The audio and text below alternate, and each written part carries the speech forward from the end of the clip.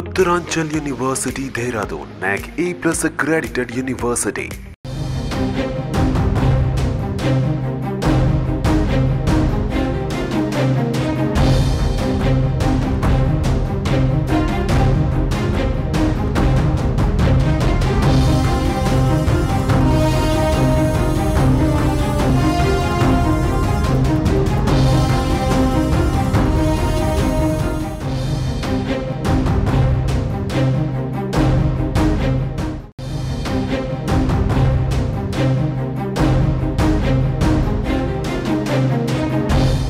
హైదరాబాద్ బేగంపేటలోని ప్రజాభవన్కు బెదిరింపు కాల్ కలకలం రేపింది.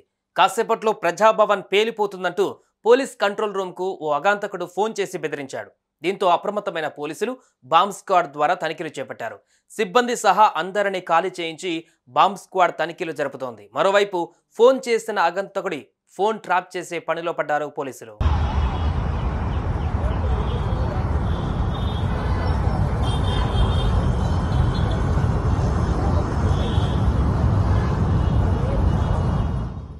ఈ భవనం గతంలో ప్రగతి భవన్గా ఉండగా కాంగ్రెస్ ప్రభుత్వం ఏర్పడిన తర్వాత జ్యోతిరావు పూలే ప్రజాభవన్గా మారుస్తూ ముఖ్యమంత్రి రేవంత్ రెడ్డి నిర్ణయం తీసుకున్నారు. అలాగే ప్రజాభవన్ ముందు ఉన్న ఇనుప కంచెలను కూడా తొలగించి వేశారు. ప్రస్తుతం ప్రజాభవన్ డిప్యూటీ సీఎం బట్టి విక్రమార్కకు అధికారిక నివాసంగా కొనసాగుతుంది. అయితే ప్రజాభవన్లో బాంబు ఉందంటూ ఓ గుర్తు తెలియని వ్యక్తి కంట్రోల్ రూమ్కు ఫోన్ చేశాడు. 10 నిమిషాలలో బాంబు పేలుతుందని హెచ్చరించారు. అప్రమత్తమైన హైదరాబాద్ పోలీసులు ప్రజాభవన్ సిబ్బందికి సమాచారం అందించారు. దీంతో ప్రజాభవన్ వద్ద భారీ బందోబస్తు ఏర్పాటు చేశారు. పోలీసులు ప్రజాభవన్ను తమ ఆధీనంలోకి తీసుకుని క్షుణ్ణంగా పరిశీలిస్తున్నారు. బాంబు బెదిరింపు కాలుకు సంబంధించిన పూర్తి వివరాలు తెలియాల్సి ఉంది.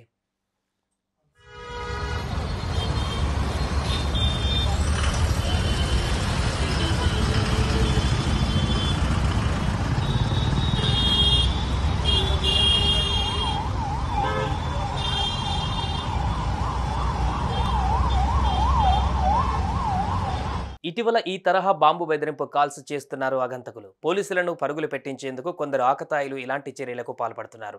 ఢిల్లీ, ముంబై, కోల్కతాలోని ప్రముఖ ప్రదేశాలకు బాంబు బెదిరింపు కాల్స్ వచ్చాయి. ఈ తరహా బాంబు బెదిరింపు కాల్స్ వెనుక ఓ ముఠా హస్తం ఉందని పోలీసులు అనుమానిస్తున్నారు. వరుసగా బాంబు బెదిరింపు కాల్స్ వస్తున్న నేపథ్యంలో తెలంగాణ పోలీసులు లోతుగా విచారిస్తున్నారు.